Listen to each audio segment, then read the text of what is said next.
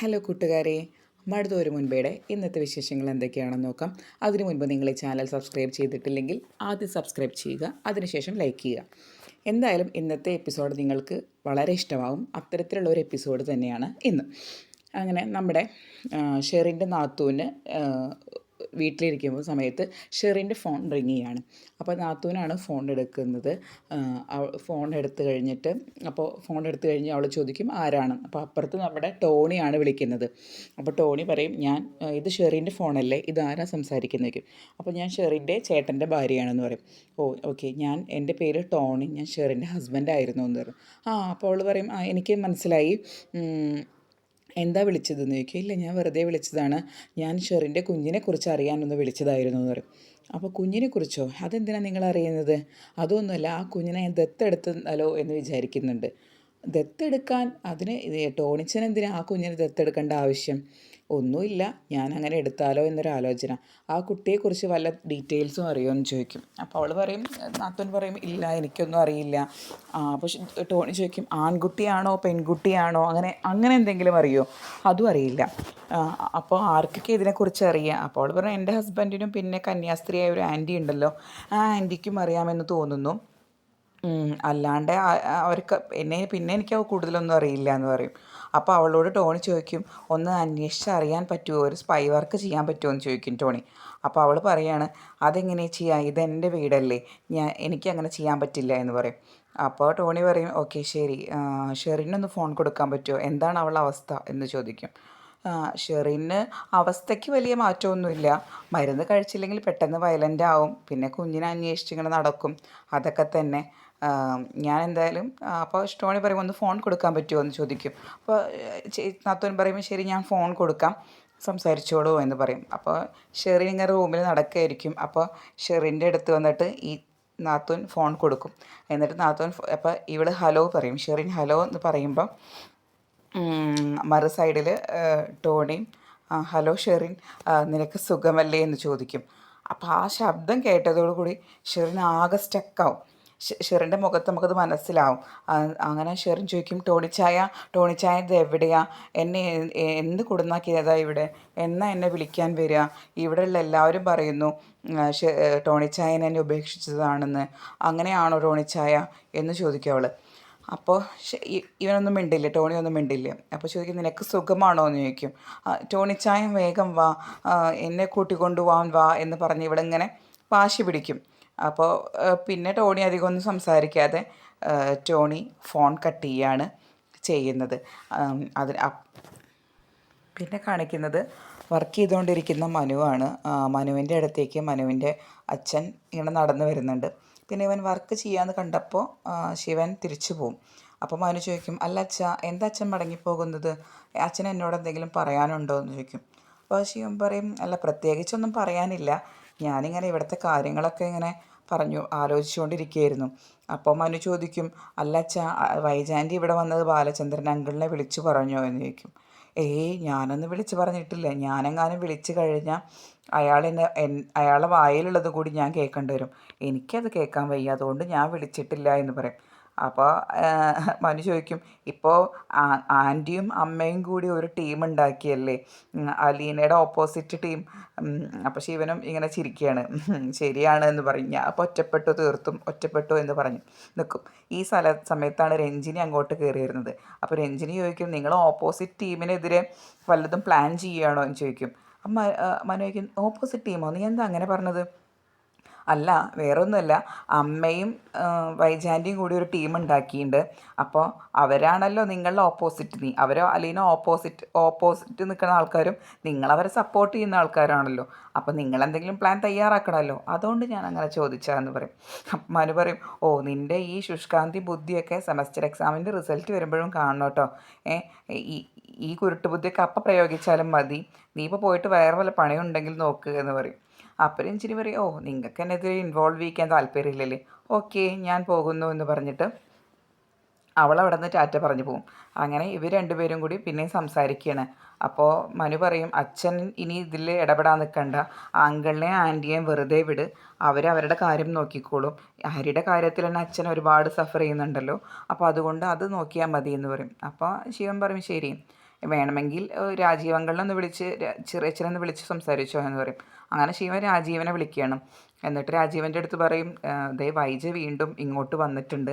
അവളെ തന്നെ നമ്മളത് കൊണ്ടാക്കിയെടുത്താണല്ലോ, ഞാനും ഗംഗേട്ടനും കൂടി കൊണ്ടാക്കി കൊടുത്തതാണ്.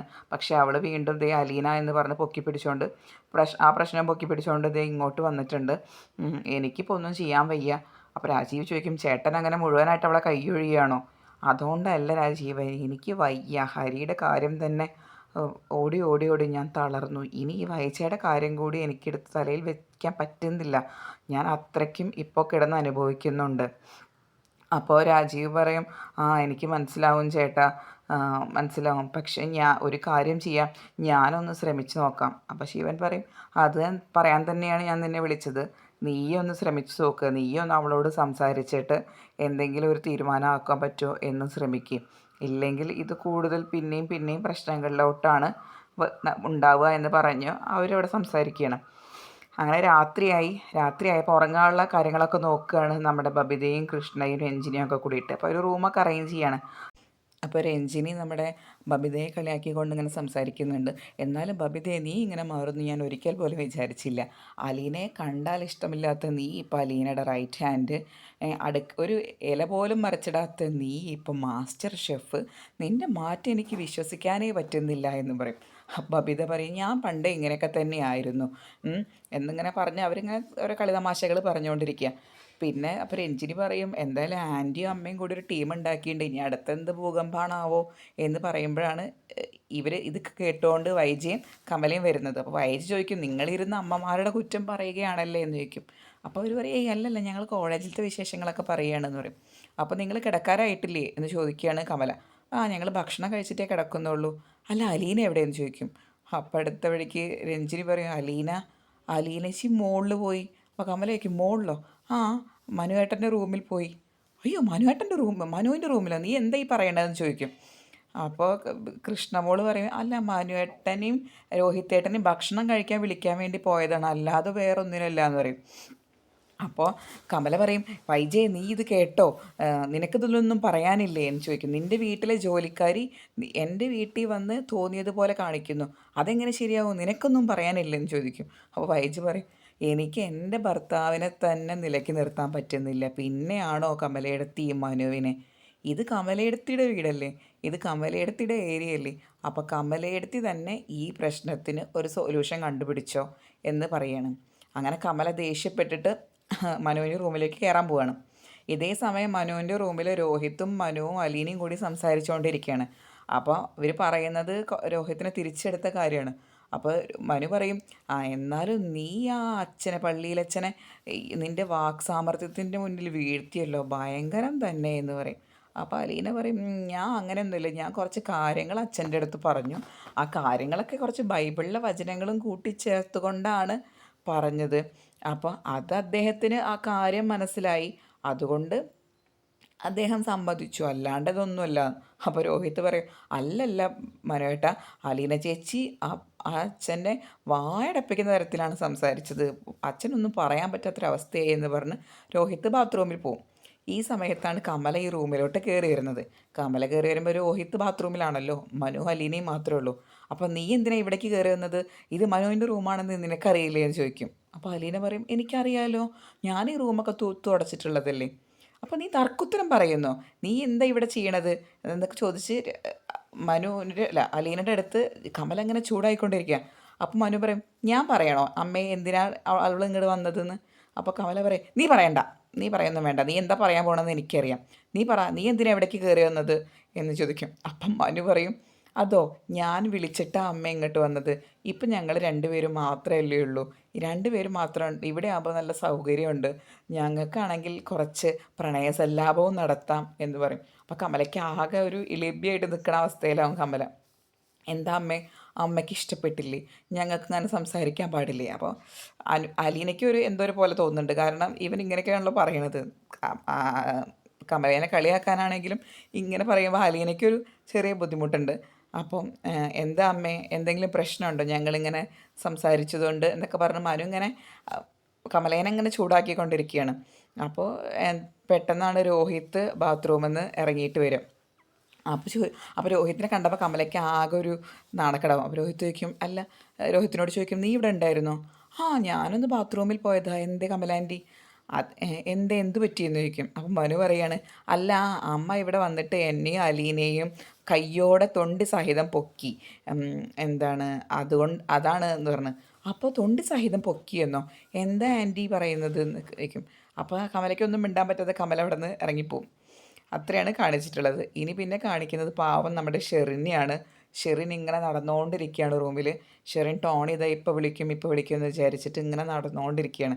അപ്പോൾ ഷെറിൻ്റെ ബ്രദറും അതുപോലെ നാത്തൂനും വന്നിട്ട് നോക്കുകയാണ്. എന്നിട്ട് നാത്തൂൻ പറയാണ്, ദേ നോക്ക് ചായ, ഇന്ന് രാവിലെ ടോണി വിളിച്ചത് മുതൽ ഇവളിങ്ങനെയാണ്, പാവം അങ്ങോട്ടും ഇങ്ങോട്ടും നടന്നുകൊണ്ടിരിക്കുകയാണ്. അവൾ ടോണി ഇപ്പോൾ വിളിക്കുമെന്ന് വിചാരിച്ചിട്ട് എന്ന് പറയുകയാണ്. ഇത്രയുമാണ് ഇന്നത്തെ മഴ തോരും മുൻപേ എപ്പിസോഡ് വിശേഷങ്ങൾ. വളരെ നല്ലൊരു എപ്പിസോഡായിരുന്നു ഇത്. ഈ എപ്പിസോഡ് നിങ്ങൾക്ക് ഇഷ്ടപ്പെട്ടെങ്കിൽ, ഇതിൻ്റെ വിവരണവും നിങ്ങൾക്ക് ഇഷ്ടപ്പെട്ടെങ്കിൽ തീർച്ചയായും നിങ്ങൾ ഈ ചാനൽ സബ്സ്ക്രൈബ് ചെയ്യുക, ലൈക്ക് ചെയ്യുക. താങ്ക്